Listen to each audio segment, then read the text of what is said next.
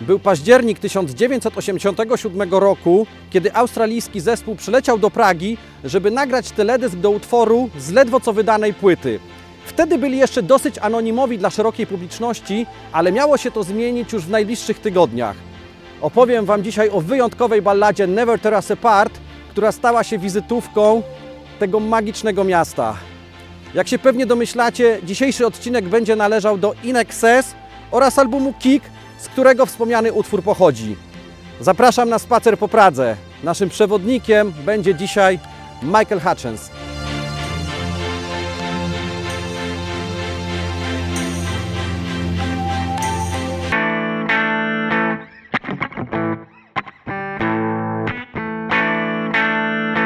Jak zawsze rockowy kolaż stworzy dla nas Magda. Cześć Magda! Cześć Przemek, witaj w pięknej Pradze. A ja postaram się stworzyć coś ciekawego do tej ballady In Excess.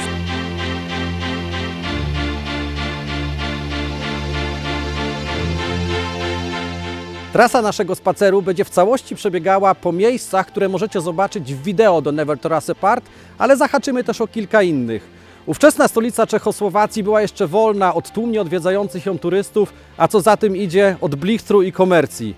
Sprawdźmy, jak plan teledysku wygląda po niemal 35 latach. Najpierw jednak kilka słów o początkach zespołu. Michael Hutchence mówił, że cała przygoda zaczęła się w 1977 roku w liceum w Sydney. Brał udział w bójce i z pomocą przyszedł mu Andrew Faris. Niebawem wyszło na jaw, że panowie mają tę samą pasję, czyli muzykę. Faris był multi-instrumentalistą, a Hutchence miał rockowy głos i wyraźne cechy lidera. Najpierw muzycy występowali pod szyldem Dr. Dolphin. Z czasem jednak Michael i Andrew połączyli siły z braćmi tego drugiego, gitarzystą Timem oraz perkusistą Johnem. W skład zespołu weszli również basista Gary Beers oraz grający na gitarze i saksofonie Kirk Pengilly. W tym zestawieniu grali początkowo jako The Faris Brothers. Przez moment byli nawet The Vegetables. A od 1979 roku już oficjalnie przedstawiali się jako In Excess.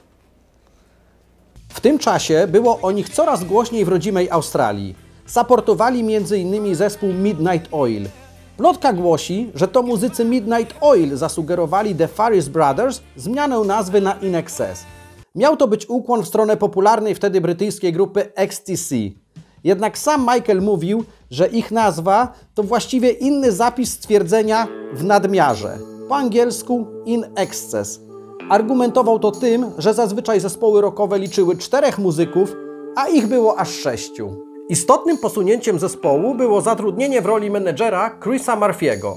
To on zainteresował wytwórnie płytowe młodymi muzykami, którzy grali ogromne ilości koncertów. Trud się opłacił i w 1980 roku ukazała się pierwsza płyta zatytułowana po prostu In Excess. Zarówno ten album, jak i dwa kolejne, Underneath the Colors z 81 oraz Shabu Shuba z 82, ukazywały ambitny, obiecujący zespół, który jednak eksperymentował i wciąż poszukiwał swojego brzmienia. Niektóre utwory z tamtego okresu, jak choćby Just Keep Walking czy Jumping, kojarzą się z postpunkiem i ska. Inne, jak Don't Change, stanowiły zalążek ich własnego stylu. Przełomem był singiel Original Sin, ich pierwszy numer 1 w Australii, z wydanego w 1984 roku albumu The Swing. Zespół zaczął być grany na innych kontynentach. To jeszcze bardziej zmotywowało muzyków do ciężkiej pracy. Teraz koncertowali już na całym świecie.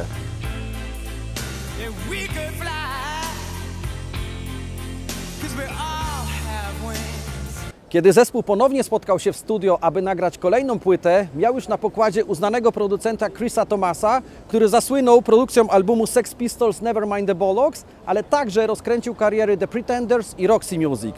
Tych ostatnich In Excess szczególnie cenili i często wymieniali jako swoją inspirację. Zespół i producenta połączyła wyraźna chemia. Chris Thomas dostrzegł ogromny potencjał kompozytorski duetu Andrew Faris-Michael Hutchence. Andrew tworzył muzykę, a Michael pisał teksty. Ponadto Hutchence fantastycznie rozwinął swój wokal. W 1985 roku ukazał się 5. album In Excess zatytułowany Listen Like Thieves i odniósł międzynarodowy sukces. Promujący go singiel What You Need zajął 5. miejsce w Stanach Zjednoczonych. To był moment, na który grupa pracowała latami. Nie zamierzali jednak spoczywać na laurach. Teraz, kiedy poznali swoje możliwości, chcieli pójść za ciosem. Na wspólnej naradzie zespół postanowił, że nagra jeszcze lepszy album, na którym każdy utwór będzie przebojem. To miało być wydawnictwo złożone z hitów, którymi otworzą sobie drzwi do sławy. Właściwie to nie zamierzali ich otwierać, chcieli je wykopać. Prace nad nowym albumem rozpoczęły się pod koniec 1986 roku. Producentem, co oczywiste, ponownie został Chris Thomas. Później wspominał, że od początku zespół palił się do pracy. Pomimo, że dopiero zaczynali grać nowe piosenki, wyczuwalna była atmosfera sukcesu i przekonanie, że dokonają czegoś wielkiego. Bardzo ważne było zaufanie zespołu do Andrew Farrisa i Michaela Hutchensa. To oni, dopingowani przez producenta, mieli skomponować i napisać wszystkie nowe utwory. W tym celu panowie udali się do Hongkongu, gdzie Michael miał własne mieszkanie. Tam tworzyli z dala od dziennikarzy i wytwórni. Nagrania ruszyły w styczniu 1987 roku w Rhinoceros Studio w Sydney i trwały kilka miesięcy. Produkcja krążka odbywała się również w Paryżu. W kilku piosenkach pojawiło się słowo kick, więc zdecydowano, że taki będzie tytuł albumu. Muzycy chcieli, żeby nazwa płyty składała się z tylu liter, co nazwa zespołu. Co do Never Tear Us Apart, początkowo utwór brzmiał zupełnie inaczej. Andrew Farris skomponował temat przewodni na fortepianie. Było to w Nowej Zelandii, kiedy zespół miał chwilę wolnego. Pozostali muzycy odpoczywali wtedy w hotelowym basenie lub w barze. Andrew zawsze był spokojny i mniej towarzyski. Tamtego dnia wolał popracować nad balladą, która miała znaleźć się na albumie. On sam inspirował się wtedy nowoorleańskim pianistą Fatsem Domino. Właśnie w jego rhythm bluesowym stylu Andrew stworzył pierwotną wersję Never Tear Us Apart. Potencjał nowej melodii od razu podchwycił Hutchence i postanowił napisać słowa. Patrycja Markowska. Marzenie, które mam, ale wiem, że nigdy się nie spełni. A lecimy. To bardzo dobry moment, żeby powiedzieć o Michaelu Hutchensie i kobietach. Oczywiście je uwielbiał i nigdy ich nie brakowało w jego otoczeniu. Związany był m.in. z Kylie Minogue, duńską supermodelką Heleną Christensen, a także Paulą Yates. Wszystkie wspominały, że poważnie traktował ich relacje i był zaangażowany w ich wspólne życie. Również koledzy z zespołu mówili, że Michael był romantykiem i tak podchodził do związków. W trakcie powstawania płyty Kick dziewczyną Hutchensa była Australijka Michelle Bennett i z myślą o niej napisał słowa do Never Tear Us Apart. Tekst dotyczy natychmiastowej więzi między ludźmi, którzy spotykają się i wiedzą, że są sobie przeznaczeni na całe życie. Te osobiste wyznania były wtedy odzwierciedleniem uczucia Michaela do Michelle. Uczucia odwzajemnionego i porównanego w piosence do zderzenia dwóch światów. Teoretycznie piosenka była gotowa i wtedy okazało się, jak bardzo nieoceniona jest rola wysokiej klasy producenta w studio. Chris Thomas, słuchając kompozycji, stwierdził, że partia fortepianu nie za bardzo podkreśla zaangażowany wokal Michaela. Całości postanowił nadać orkiestrowego brzmienia, a na pierwszym planie znalazły się skrzypce. Kiedy wszystkie utwory były nagrane, trzeba było zabrać się za wizualną stronę nowej płyty. Autorem okładki został Nick Egan. Uważał, że zespół, który posiada w swoich szeregach przystojnego wokalistę z potężnym głosem i charyzmą Jima Morrisona, musi się nim wyraźnie pochwalić. Umówił się z zespołem na sesję zdjęciową w Sydney. Ku jego zdziwieniu, Michael nie przyjechał do studia limuzyną ani innym drogim autem. Ubrany m.in. w ramoneskę i martensy, poruszał się na legendarnej już dzisiaj deskorolce Vision Psycho Stick. Fotograf postanowił, że oprócz twarzy Michaela, również ona znajdzie się na okładce. Następnie należało wybrać pierwszy singiel do promocji nowego wydawnictwa, a co za tym idzie, stworzyć teledysk. Zespół postanowił, że na pierwszy ogień pójdzie niezwykle przebojowy Need You Tonight.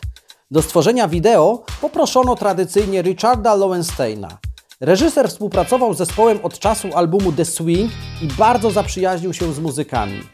W Need You Tonight wykorzystał m.in. zdjęcia z sesji Nicka Egana, co miało mieć przełożenie na rozpoznawalność zespołu i jego nowej płyty.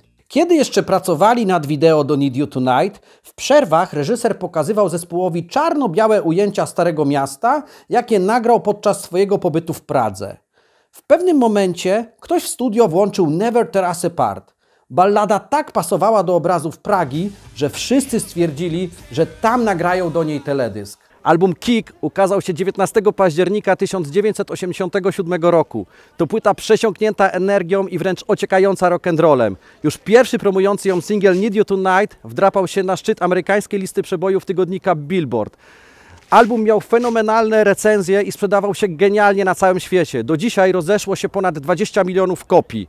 In Excess zyskało olbrzymią sławę, a Michael Hutchence był już niekwestionowaną gwiazdą rocka. Kilka dni po wydaniu albumu zespół przyleciał do Pragi, żeby nagrać wideo do Never Tear Us Apart.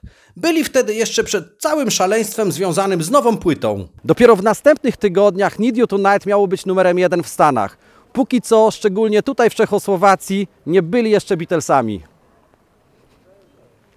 Tego miejsca również nie ma w teledysku, ale w 1987 roku zespół zatrzymał się w tym hotelu. Muzykom nieszczególnie smakowało tutejsze jedzenie, za to bardzo pozytywnie wypowiadali się o cenie wódki w barze. Kiedy my odwiedziliśmy Pragę, hotel Europa był w remoncie. Dlatego nasza ekipa techniczna sprawdziła, ile kosztuje wódka w hospodzie obok. Za kieliszek trzeba zapłacić 60 koron. W 1987 na pewno było taniej. Pamiętajmy, że wszystko działo się 2 lata przed aksamitną rewolucją. Przed rozpoczęciem zdjęć konieczne było uzyskanie pozwolenia od komunistycznych władz zarówno państwa, jak i miasta. Również cała ekipa filmowa oraz muzycy musieli podpisać oświadczenia, że nie będą wchodzić w interakcje z funkcjonariuszami czechosłowackiej milicji, którzy byli oddelegowani do ich pilnowania. Wy możecie zobaczyć ich w teledysku. Specjalne pozwolenia musiało otrzymać także 3 skrzypków z praskiej opery. Reżyser do wideo wybrał najbardziej charakterystyczne miejsca w Pradze. Widzimy m.in. Most Karola, schody prowadzące do zamku na Hradczanach, cmentarz żydowski, słynny zegar astronomiczny i rynek staromiejski. Te wszystkie ujęcia wspaniale pasują do utworu. O samej kompozycji warto powiedzieć, że wersja na płycie trwa dokładnie 3 minuty i 2 sekundy i zawiera 2 charakterystyczne przerwy.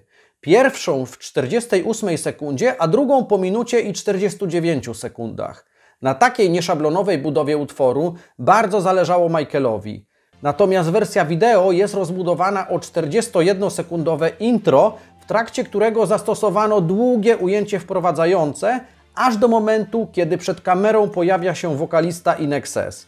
Moim ulubionym fragmentem tej ballady jest zwrotka, kiedy Michael śpiewa I told you that we could fly, 'cause we all have wings.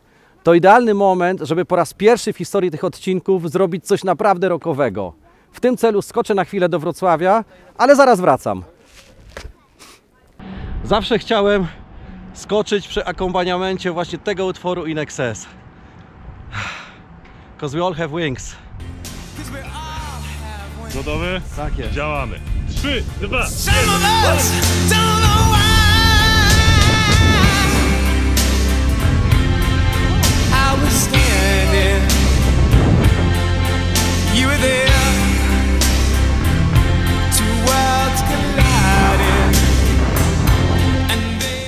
Let's walk, let's rock.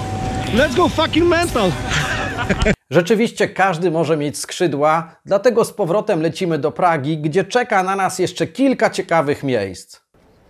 Praga tak przypada do gustu całej ekipie, że również tutaj postanowiono nagrać 2 kolejne teledyski do 2 utworów z płyty Kick. New Sensation i Guns in the Sky. Oba powstały tutaj, w Miejskim Domu Reprezentacyjnym.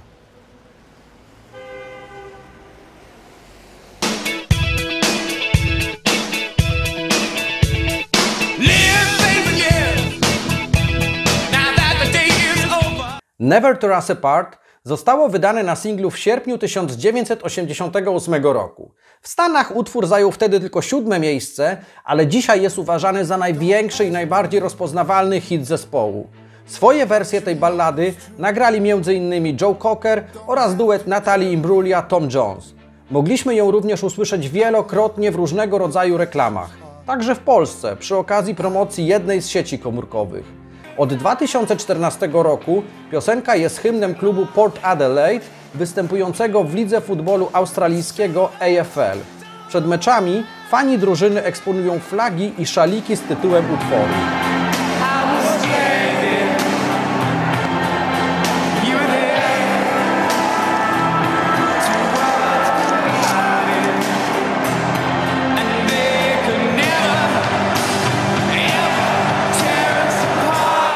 Sprawdźmy, jak INXS i ich klasyczny utwór zainspirowały Magdę. Cześć! W tym kolażu moja uwaga jest skupiona na Pradze oraz Michaelu Hutchensie. Widzimy panoramę miasta z perspektywy mostu Karola i podwójny portret artysty, który przydzielony jest tutaj pustą przestrzenią. Istotne były dla mnie słowa piosenki, które zestawiłam z historią życia Michaela. Również skrzydła nad Pragą nawiązują do tekstu i one także mogą budzić skojarzenia z losem wokalisty INXS. Koniec lat 80. i początek 90. to najlepszy okres w działalności INXS. Wydali kolejny świetny album X i wypełniali największe areny. W 1991 roku zagrali wyprzedany koncert na Wembley.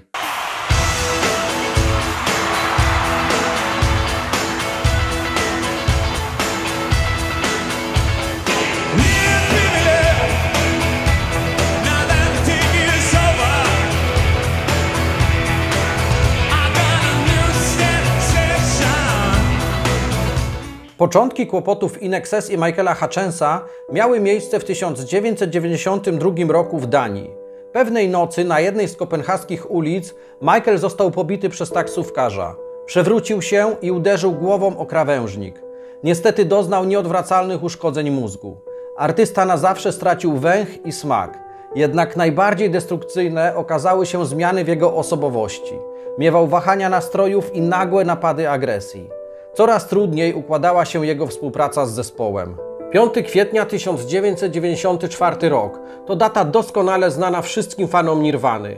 W kolejnych dniach informacja o samobójczej śmierci Kurta Cobaina obiega media na całym świecie. We Francji tragiczną relację ze Stanów Zjednoczonych ogląda dwóch przyjaciół, Bono i Michael Hutchence.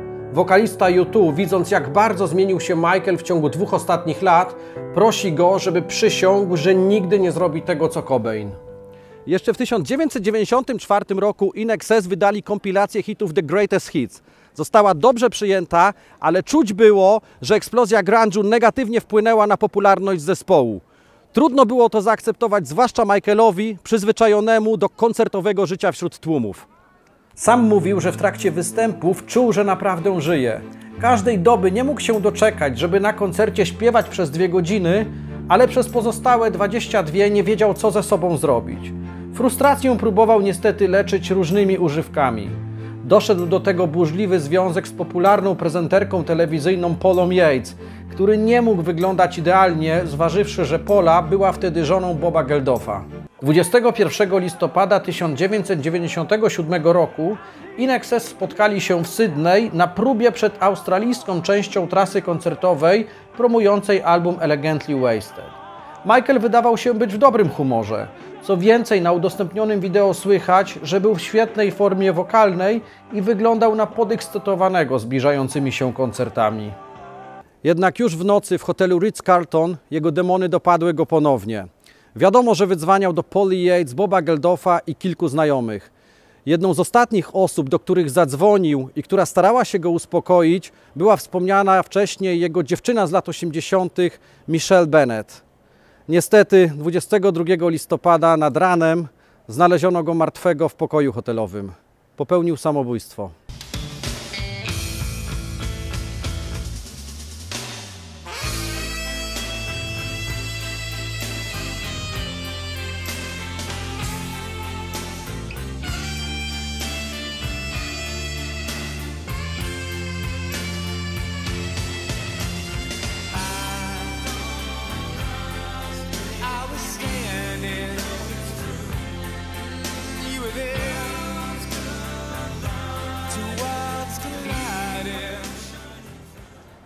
Pogrzeb odbył się 5 dni później w katedrze Świętego Andrzeja i był transmitowany przez telewizję. Specjalnie dla Michaela w jego trakcie jego przyjaciel Nick Cave zaśpiewał Into My Arms. Trumnę z ciałem artysty wynieśli z katedry pozostali muzycy INXS oraz jego brat Red. Wtedy też rozległy się dźwięki Never Tear Us Apart.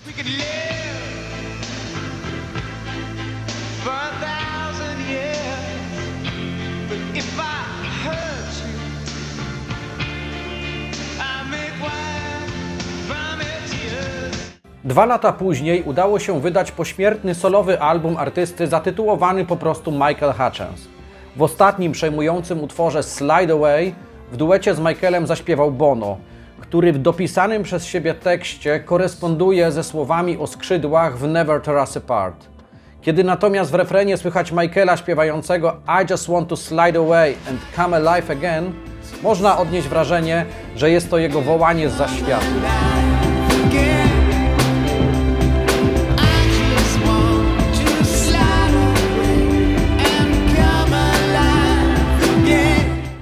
Pozostali członkowie In Excess podjęli próbę reanimacji zespołu. Przez jakiś czas śpiewali u nich kolejno John Stevens, J.D. Fortune i Kieran Gribbin. Współpraca z żadnym z nich nie sprawiła, że fani przestali tęsknić za Hutchensem. W 2012 roku zespół zagrał ostatni koncert.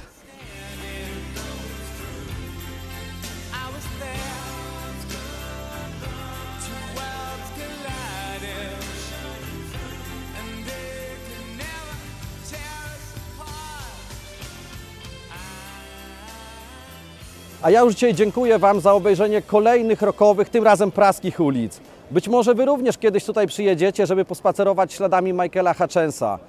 Póki co życzę Wam tyle energii, ile znalazło się na albumie Kick i odrobiny refleksji podczas słuchania Never Tear Us Apart. Niech ten wers, kiedy Michael śpiewa, że wszyscy mamy skrzydła, będzie przesłaniem tego odcinka. Trzymajcie się i do zobaczenia. Let's walk, let's rock. 'Cause we all have wings. Some of us don't know why.